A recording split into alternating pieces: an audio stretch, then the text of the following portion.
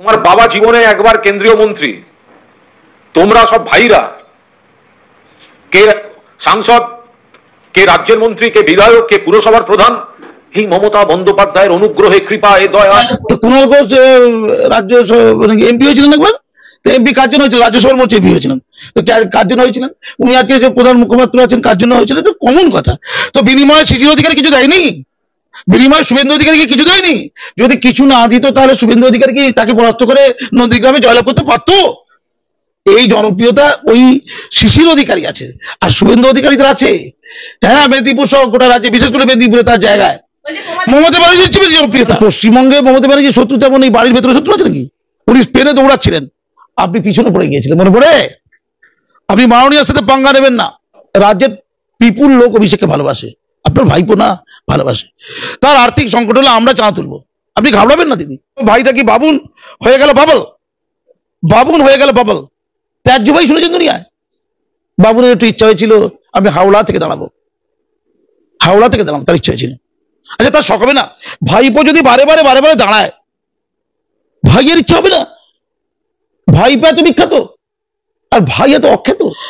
ভাই এবং ভাইপো নিয়ে যে সংকট তৈরি হয়েছে পরিবারের মধ্যে, ক্লাস তৈরি হয়েছে বলা যায়, পুশ ফ্রম বিহাইন্ড। আমি জানি না, আমি উদ্বেগ আছি। তারপর তিনি পড়ে গেলেন, পড়ে গিয়ে কপালে চোট হলো। আমার চোখের সামনে আমার আশেপাশে তাকে প্রচুর লোককে পড়ে যেতে দেখেছি, রক্ত বেরিয়ে যেতেও দেখেছি। রক্ত বেরোয়, কপালে চোট হলে একটু রক্ত বেরোয়, কিন্তু রক্ত বেরিয়েই চলেছে, রক্ত বেরিয়েই চলেছে। কপাল থেকে চোখের পাশ দিয়ে ঠোঁটের মধ্যে ঢুকে গেল, ঠোঁট থেকে বেরিয়ে চিবুকের কাছে চলে এলো। তখনও পর্যন্ত কেউ ব্যান্ডেজ করলো না, কেউ রক্তটা আটকালো না। পরিবারে কোনো লোক নেই নাকি? তার কি সিকিউরিটি কি শেষ হয়ে গেছে নাকি? ক্যামেরাম্যান বসেছিল অনেকক্ষণ ধরে ছবি তুলতে হবে। কপাল থেকে রক্ত যতক্ষণটা একদম তলা পর্যন্ত চলে আসে, ঠোঁট বেয়ে। এরকম দুনিয়া দেখেছেন? হতদরিদ্র পরিবারের লোকদের দেখেছি আমরা, হতদরিদ্র পরিবার, হতদরিদ্র পরিবারও মাথা কেটে গেলে, ফেটে গেলে সেখানে ব্যান্ডেজ করা হয়, সঙ্গে সঙ্গে কেউ না কেউ একটু ব্যান্ডেজ করে দেয় বা রক্তটা বন্ধ করে দেয়। মুখ্যমন্ত্রীর কি এমন দশা? তার আশেপাশে কি কেউ নাই? রক্ত কপাল থেকে বেরিয়ে গড়িয়ে গড়িয়ে গড়িয়ে ঠোঁটে রক্ত চলে গেল, রক্ত শাখা পোশাখা হয়ে তলার দিকে নেমে এলো, ক্যামেরায় ছবিটা উঠে গেল। তারপরে তাকে ট্রিটমেন্ট করতে গিয়ে অ্যাম্বুলেন্স নেই, বড্ড গরিব লোক তো, অ্যাম্বুলেন্স নেই। অভিষেক বাবু গাড়ি করে চলে গেল, এবং নিয়ে চলে যাওয়ার পর পরিবারের লোক বলছে পুশ ফ্রম বিহাইন্ড। কেউ ধাক্কা দিয়েছে, এই ধাক্কাটা কে দিয়েছে? আমি ইডি সিবিআই কে বলবো। মাননীয় বয়স হয়েছে, তার প্রতি আমাদের দায় আছে, আমরা ভক্তি করি তাকে, তাকে সুস্থ রাখতেই হবে। বাংলাকে বাঁচাতে গেলে বাঁচিয়ে রাখতে হবে। কে তাকে পুষ্প বিহাইন্ড করে যেতে হবে, কে পেছন থেকে তাকে ধাক্কা দিয়েছে, এটা ইডি সিবিআই কে তদন্ত করে প্রকাশ করতে হবে। বাড়ির লোক না বাড়ির বাইরের লোক, নাকি যারা অর্পিতার ঘরে টাকা রেখে দিয়েছিল মিস্টার ইন্ডিয়া হয়ে গিয়ে, ওই পার্থবাবুর টাকাটা নাকি মিস্টার ইন্ডিয়া হয়ে গিয়ে পার্থবাবুর টাকা নয়, ওটা শুভেন্দু বাবুদের কোন গভীর ষড়যন্ত্রের ফল হতে পারে। তেমন কিছু ঘটনা। কি করে পেছন থেকে ধাক্কা দিল? মাননীয় নিজের বাড়ি, ভাবা যায়?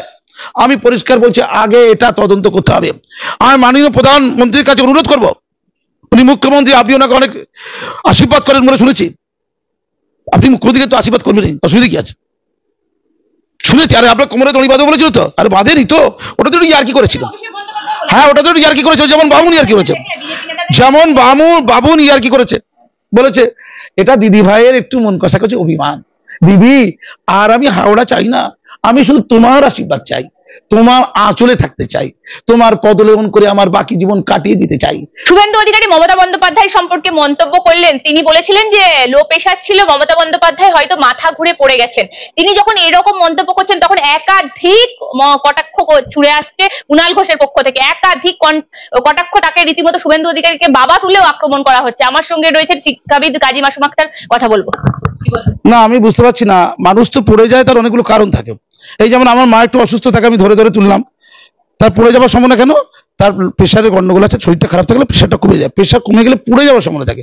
মানে পড়ে যাওয়ার পেছনে যে যেগুলো কারণ থাকে তার অন্যতম কারণ প্রেশার কমে যাওয়া, লো প্রেশার। তো এই প্রেশারটা যে কমে যাবে, মানসিক চাপ থাকলে বয়সজনিত কারণে মানুষের প্রেশার করতে পারে নাকি? মাননীয়া তার বয়স হয়নি, তিনি কি এখন 18 বছরের খুকি? তার কি বয়স হয়নি? আমি একটু কুণাল বাবুকে জিজ্ঞেস করি। মাননীয়ার অনেক মানসিক শক্তি আছে, মানছি, কিন্তু বয়স তো হয়েছে, শরীরের বয়সটাকে তো মেনে নিতে হবে।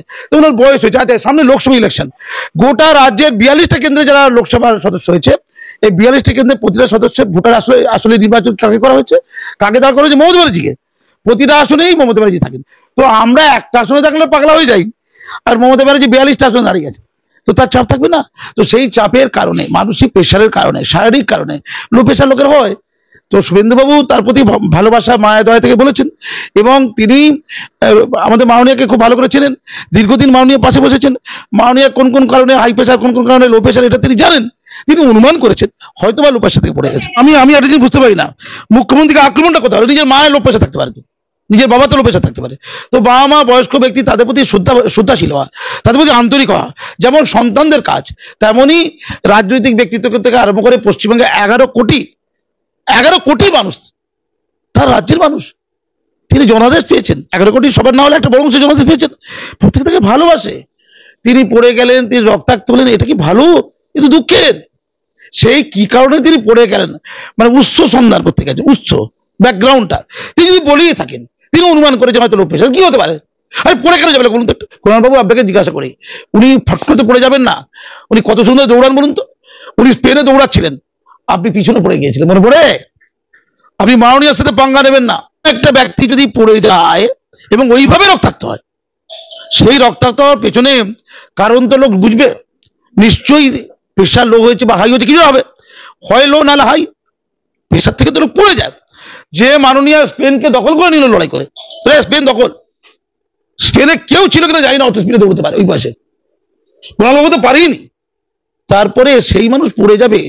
আর বিরোধী দলনেতা তিনি কতদিন মাননীয়ার সঙ্গে থেকেছেন, তিনি মাননীয়াকে ভালোবেসে শ্রদ্ধা করে, তার সম্পর্কে তার যে আতঙ্ক আছে, সে আতঙ্ক থেকে যদি তিনি কিছু কমেন্ট করে থাকেন, কিছু মতামত দিয়ে থাকেন, কিছু মতামত, কিছু কমেন্ট শুধু নয়, কিছু প্রস্তাব দিয়ে থাকে যে তার ট্রিটমেন্ট করা হোক, কিছু সন্দেহ প্রকাশ করে থাকেন যাতে তার সঠিক ট্রিটমেন্টটা হয়। অভিষেকের সব সম্পত্তি ক্রয় করে নিচ্ছে, ওর বউ আছে, বাচ্চা আছে, ওকে কে খাওয়াবে, কে পড়াবে, তার যে এত কষ্ট কে দেখবে? অভিষেক বাবু কি এতটাই দরিদ্র হয়ে গেছেন? আরে বলুন, মাননীয় প্রেশার বাড়ছে, টেনশন বাড়ছে। মাননীয়কে আমি আগেও গতকালকে টিভিতে বলেছি যে রাজ্যের বিপুল লোক অভিষেককে ভালোবাসে, আপনার ভাইপো না, ভালোবাসে। তার আর্থিক সংকট হলে আমরা চাঁদা তুলবো, আপনি ঘাবড়াবেন না দিদি। এটা বলার অর্থ কি? তার যাতে লো প্রেশার না হয়, অথবা উত্তেজিত হাই প্রেশার না হয়ে যায়, পড়ে যেতে পারে। আমি খালি ভাবছিলাম, বুঝলেন, গত বিধানসভা গেল, তার আগের কত সভা গেল, মাননীয়া ঠিক পায়ে চোট পেলেন। আমি ঈশ্বরকে বলছিলাম, মাননীয়া না চোট না পেয়ে যায় লোকসভার আগে। মাননীয়া কি সুন্দর সুস্থ, কত সুন্দর দৌড়চ্ছেন, হাঁটছেন। আমি ঈশ্বরের কাছে প্রার্থনা করছিলাম, আবার মাননীয়ার চোটচাট হয়ে যাবে না তো, আবার কোনো সমস্যা হয়ে যাবে না তো? কারণ ঠিক ভোটের আগে কাকতালীয় অনেকে নিন্দু করে অনেক কথা বলবে, যেগুলো নাকি অভিনয় কি